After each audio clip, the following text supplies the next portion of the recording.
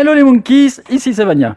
Et bien voilà, aujourd'hui je vais vous parler de Dragon Ball. Alors pourquoi Dragon Ball? Parce que j'ai remarqué que justement sur les chaînes en général il y avait beaucoup de nouveaux fans et je voulais présenter à tout le monde parfois des magazines un peu vintage ou ce qui se faisait à la grande époque des années 90 sur Dragon Ball. Et ici les gars, j'ai récupéré quoi? J'ai récupéré un magazine hors série du Club Dorothée de 1995 qui est sorti donc en octobre. Et donc, ça, c'était sorti spécialement pour le film numéro 2. Donc ici, Dragon Ball Z, hors série. Donc on voit bien Club Dorothée, numéro hors série. Voilà. Donc, je l'ai récupéré en état, mais quasi neuf. Il y a les posters dedans, il n'y a pas une déchirure, il n'y a pas un trou de punaise, rien. Il est nickel à l'état neuf et ça fait plaisir.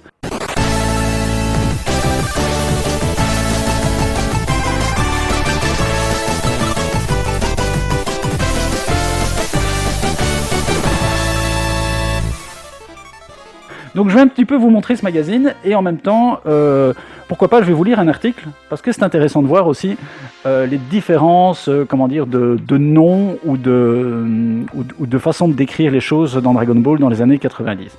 Donc voilà, ici, Dragon Ball Z, donc au cinéma, le retour des super guerriers. Donc déjà, on est déjà dans les super guerriers.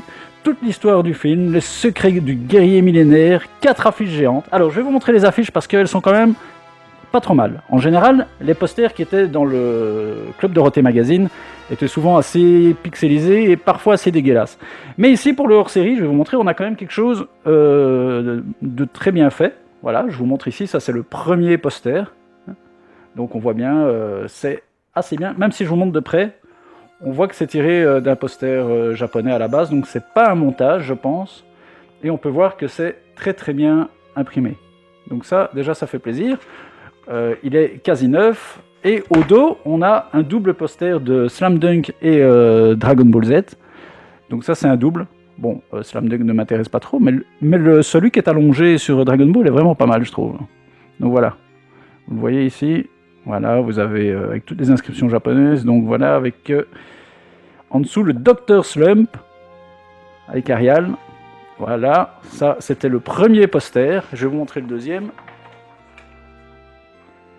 Toujours du Dragon Ball Z, là on voit que c'est vraiment le film, Broly. Très bien imprimé aussi, je dois dire. Donc très bon poster, ils se sont pas foutus cette fois-ci de la gueule des acheteurs. Et ça, c'est assez rare. Et ici, forcément, le poster culte qu'on a eu d'ailleurs dans les cinémas. Bon, c'était pas... on n'avait pas les logos japonais et tout ça, mais c'était la même image qui était dans les posters géants des cinémas. Donc de 1m20, si je ne me trompe pas, sur 1m60. Donc voilà. Donc, très beau poster, ça fait plaisir. Et là, maintenant, je vais vous montrer un petit peu le magazine. Alors, je vous remontre un petit peu le magazine ici. Voilà. Donc, ça se vendait quand même 25 francs français. Donc, 25 francs français. Attendez, je suis de Belgique, ça fait x7. On devait arriver à du 175 francs belges, ce qui doit faire en euros à peu près 4 euros. 4 euros 10, 4 euros 20. Donc voilà. C'était quand même déjà un bon prix quand on y pense, parce que 25 ans, 4 euros, quand on voit ici les magazines en kiosque qui se vendent à du 5,50 pour ce genre de presse. Enfin bon, voilà. Alors voilà, ici, on commence avec une petite introduction sympathique. Donc voilà, rien de spécial. Alors, qui s'était occupé de ça? C'était donc octobre 1996. Alors, ce qui est assez drôle, puisque en couverture, ils ont marqué 20 octobre 95, déjà. Et ici, octobre 96. Donc déjà, ils sont déjà pas cohérents dans leur date. Mais soit, c'est pas très très grave. On a l'habitude de ce magazine, mais ça fait aussi tout son charme. Et voilà, on est reparti. En plus, oui, pourquoi j'ai pris ce magazine? Parce que forcément, c'était le film Broly. Et bon, vous le savez, on est dans une période Broly. Donc voilà. Le guerrier millénaire. Ici, on vous présente l'affiche originale du film paru au Japon lors de sa sortie. Alors, je ne sais pas si c'est vraiment la vraie affiche. Il faudrait que je m'en renseigne. Qu'est-ce qu'ils disent de spécial ici? Dans le deuxième film Dragon Ball Z sorti en France, vous pourrez découvrir Broly dans une nouvelle aventure.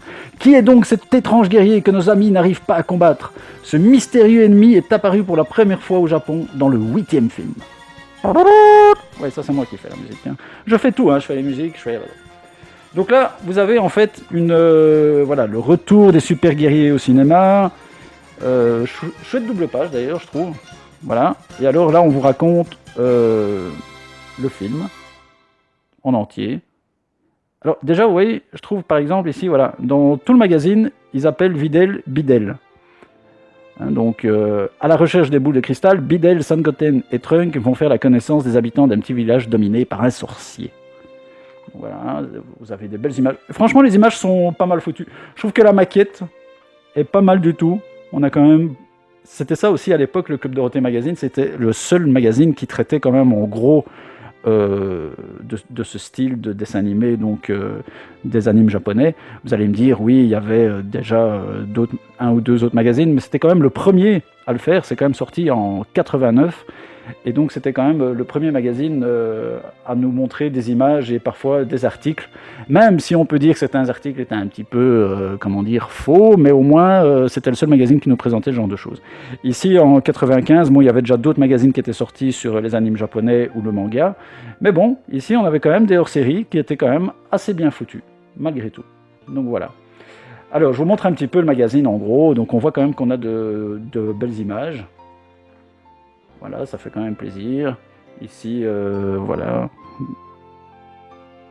Des histoires de famille. L'évolution des super guerriers. Donc là, il vous explique les étapes entre le premier, le deuxième, troisième, le cinquième, sixième étape du super guerrier. Voilà, donc on nous fait un petit condensé. On vous raconte ici les mondes différents de Dragon Ball. Donc voilà. Les secrets du guerrier millénaire. Sympathique, avec une chouette quand même sur la page de gauche. Une chouette illustration avec Broly et donc les Super Saiyans. Et alors vraiment, toutes les images sont, comme je vous l'ai dit, de bonne qualité. Donc je pense qu'il y en a beaucoup qui avaient... En fait, c'est pour ça qu'on a du mal à les trouver, ce genre de magazine. Vraiment nickel, sans des pages déchirées, parce que qu'est-ce que faisaient les gamins? Forcément, ils arrachaient des pages comme ça pour mettre sur leur mur, donc voilà, hein, on était encore dans une période, je ne sais pas si les gamins font encore ça maintenant, mais de tapisser leur mur de posters, de photos, d'affiches et des machins comme ça, donc voilà, où ils découpaient peut-être les personnages, je ne sais pas, mais en tout cas c'est très difficile de trouver des magazines complets, et surtout de cette qualité. Vous pouvez voir qu'il n'y a pas une page qui est chiffonnée, qu'il n'y a pas des petits dessins faits par des enfants, donc c'est vraiment cool, quoi. Vous pouvez encore le trouver, hein. Alors attention, il y a des mecs qui les vendent, vous pouvez encore le trouver, des mecs qui vendent à 30 €, parfois sans les posters, donc ça je trouve ça un petit peu abusé. Moi je l'ai acheté sur Rakuten à 6 € je pense, complet, donc je me suis pas fait voler si je puis dire. Et alors ici une petite, voilà, un petit condensé de tous les personnages du film. C'est assez bien foutu, franchement. Je sais pas ce que vous en pensez, mais c'est vraiment de bon boulot. Et alors évidemment, la pub pour le Club Dorothée Magazine. Voilà, on pouvait gagner des jeux. Il y avait même, vous voyez, ils pensaient quand même à la Belgique. Hein. Et oui. Pourquoi? Parce qu'on est quand même, pour ceux qui ne savent pas, en Belgique francophone, on était très très accros, tous autant que vous, à tous ces dessins animés au Club Dorothée et compagnie. Donc voilà. Alors, je vais peut-être... Alors, je vais vous mettre un... Parce que bon, je ne vais pas vous faire défiler 25 fois tout le magazine. Donc, je vais peut-être vous lire un article qui peut être intéressant sur l'évolution des super guerriers et voir un petit peu ce qu'ils en disent exactement.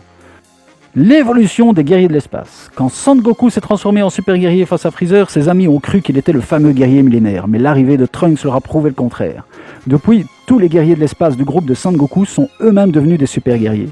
Découvrez l'évolution du simple guerrier de l'espace au guerrier millénaire qu'est Broly. Les pouvoirs du guerrier de l'espace sont déterminés depuis son enfance. Théoriquement, une fois qu'il a atteint un certain niveau prédéterminé, sa puissance ne grandira presque plus. Toutefois, le guerrier de l'espace a la faculté de s'adapter à toutes sortes de situations pour se sauver. En fait, le premier instinct du guerrier de l'espace, c'est celui de la survie. C'est sur cela qu'ils ont pu fonder leur civilisation et devenir les guerriers parfaits qu'ils sont. Dans le téléfilm qui raconte l'histoire de Badak, le père de Son Goku, on découvre pour la première fois la civilisation des guerriers de l'espace. Les combattants les plus puissants à cette époque sont le père de Sparagus, Badak et son groupe. D'ailleurs, ces derniers ont été tués après être tombés dans un piège tendu par Freezer. Après la disparition du peuple des guerriers de l'espace, il ne restait plus que Son Goku, Broly, Sparagus, Raditzu, Thalès, Nappa et Vegeta. Ce dernier était alors considéré comme le plus puissant. La première étape du super guerrier. Au début de Dragon Ball Z, Son Goku était le guerrier d'espace le moins puissant, mais il a plus tard développé 2 caractéristiques qui lui ont permis de se distinguer des autres. Comme il n'a jamais vécu avec les guerriers d'espace, il ne pouvait pas savoir que ceux-ci considéraient que quand ils avaient atteint un certain niveau défini, ils ne pouvaient pas aller plus loin. Depuis qu'il a été pris en charge par Tortue Géniale, Son Goku n'a jamais cessé de s'entraîner pour se dépasser. La deuxième particularité que Son Goku a développée est celle de mettre son pouvoir en veille. Ainsi, il peut faire croire à un ennemi qu'il n'a pas de pouvoir. Pour combattre Vegeta, le Seigneur Kaio lui a enseigné le Kaioken. C'est une technique de combat qui permet de doubler sa puissance. En voyant son ami Krillin se faire assassiner par Freezer, Son Goku, fou de rage, s'est découvert un potentiel qu'il ne soupçonnait pas. C'est sa colère qui a décuplé sa puissance. Comme s'il utilisait le Kaioken, ses cheveux se sont dressés sur la tête pour devenir jaune foncé. Par la suite, Trunks est arrivé et s'est présenté comme un super guerrier. Jaloux, Vegeta s'est entraîné pour en devenir un en son tour. Par la suite, Son Gohan, le fils de Son Goku, est lui-même devenu un super guerrier, bien qu'il soit à moitié humain. La seconde étape du super guerrier. Si on devait situer le film par rapport à la série TV, cette histoire se déroulerait après l'affrontement contre les cyborgs et juste avant celui contre Cell. Broly a une particularité par rapport à un super guerrier classique. En effet, pour devenir un super guerrier, il faut penser à quelque chose que l'on déteste et c'est cette haine qui permet la transformation. Les pouvoirs durent autant que le temps de sa colère. Une fois que la rage a été apaisée, le super guerrier redevient un simple guerrier de l'espace. Dans le cas de Broly, sa condition de super guerrier lui vient de sa haine contre Son Goku et il ne cesse d'entendre les cris et pleurs qui l'ont rendu fou. Du coup, il peut rester sous la forme de super guerrier très longtemps. Broly se présente sous 3 formes. La première, celle du guerrier, qu'il a obtenue en grandissant. La seconde date de sa première rencontre avec Son Goku. Et la troisième qu'il a développée pour vaincre Son Goku. On peut assimiler cette dernière forme à la version guerrier 3 que Son Goku utilise actuellement. La troisième étape du super guerrier. Afin de combattre Cell, Vegeta et Trunks se sont rendus dans la salle du temps. Ils se sont entraînés l'équivalent de nombreuses années et ont ainsi pu développer leur pouvoir. Pour sauver Vegeta aux prises avec Perfect Cell, Trunks a tellement accru son pouvoir qu'il a doublé de volume. Un peu comme Tortue Géniale dans les premiers épisodes. Mais cela n'a pas suffi à vaincre Cell. Son Gohan et Son Goku ont, eux, étendu leur pouvoir dans une autre direction. Leurs cheveux sont devenus beaucoup plus clairs et d'un jaune vif. Ils ont aussi appris à vivre en restant en permanence des super guerriers comme Broly. Durant les 7 jours qui ont précédé le tournoi contre Cell, nos 2 amis sont restés sous cette forme pour apprendre à en contrôler les pouvoirs. Ainsi, ils se fatigueront moins vite lors des combats et perdront moins d'énergie. Mais Trunks, qui avait augmenté les proportions de son corps, perdait énormément d'énergie en se déplaçant. Son Goku, lui, a appris à canaliser cette énergie. La 4e étape du super guerrier. C'est Son Gohan qui est la 4e étape. Lors du combat contre Cell, il a déployé une puissance que seul Son Goku pouvait soupçonner. Depuis qu'il est tout petit, à chaque fois qu'il est en danger, Son Gohan décuple inconsciemment ses forces. Son Goku le sait et c'est pourquoi il a poussé Son Gohan à affronter Cell seul. La 5e étape du super guerrier. Durant son voyage au royaume des morts, Son Goku s'est entraîné de longues heures contre de multiples ennemis. Il a développé le pouvoir de super guerrier au maximum. Il a ainsi pu devenir un guerrier 3. Théoriquement, il ne lui est pas permis de prendre cette forme sur Terre, car le guerrier 3 est si puissant qu'il ne peut se servir de sa force que dans un lieu désertique. Son aura risque en effet de tout détruire aux alentours. La 6e étape du super guerrier. Cette dernière étape est l'équivalente à celle du guerrier 3. Son Goku en est l'instigateur. Avant de repartir pour le royaume des morts, il a appris à Trunks et à Son Goten à se transformer en God Trunks par fusion. L'union totale entre les 2 guerriers donne un nouveau combattant qui peut s'adapter à de nombreuses situations et s'améliorer à chaque instant. En peu de temps, Gotrunks a développé ses pouvoirs pour devenir à son tour un guerrier 3. Par la suite, Son Goku fusionnera avec Vegeta pour devenir Begito.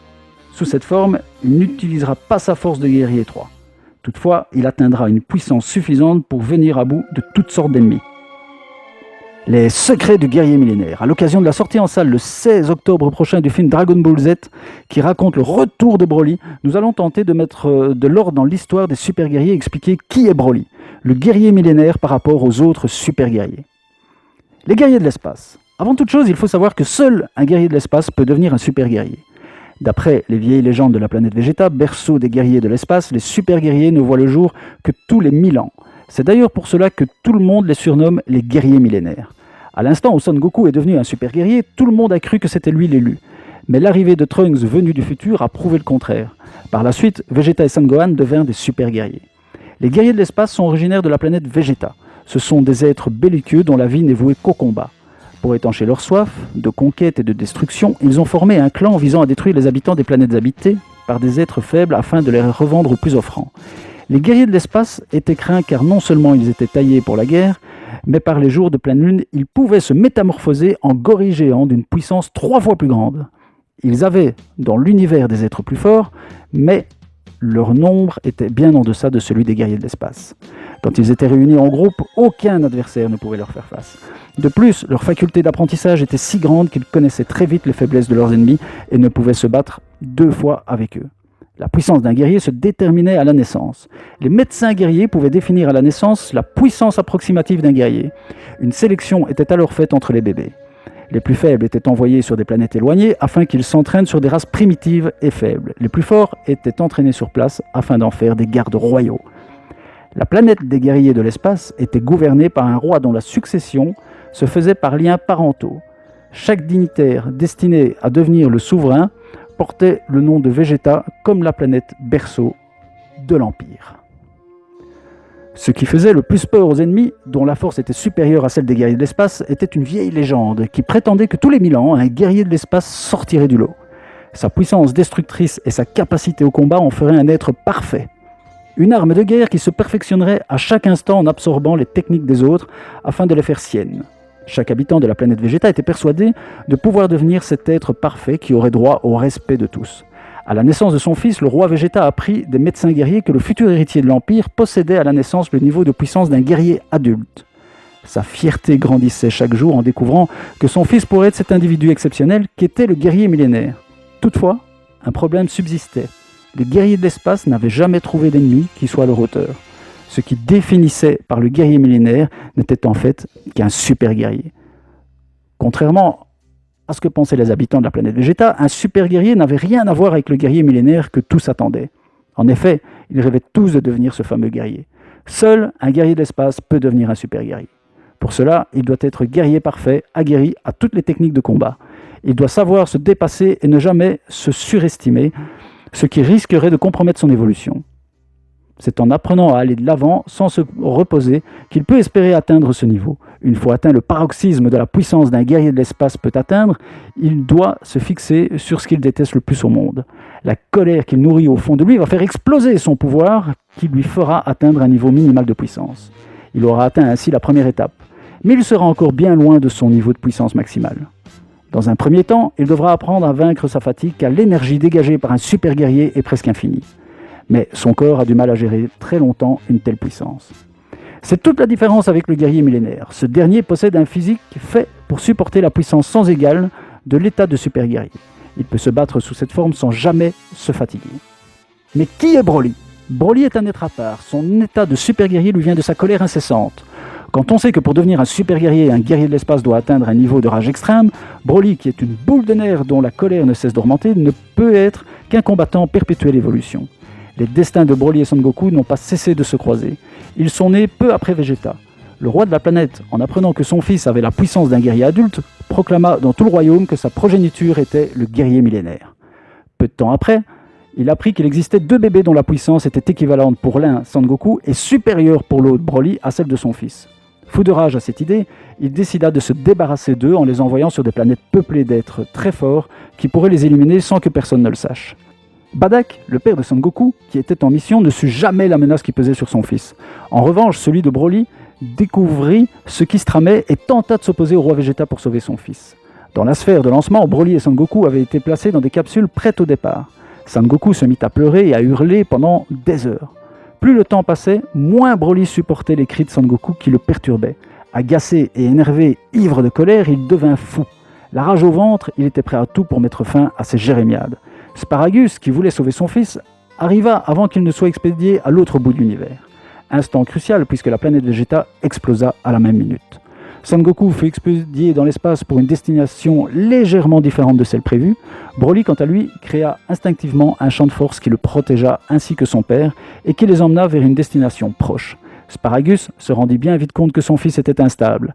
À chaque fois qu'il pensait entendre les cris traumatisants de Son Goku, il perdait ses facultés conscientes et devenait une arme incontrôlable. Sparagus décida alors d'exploiter son fils. Il plaça sur le front de ce dernier un serre-tête qui contrôlait non seulement sa puissance, mais aussi sa folie.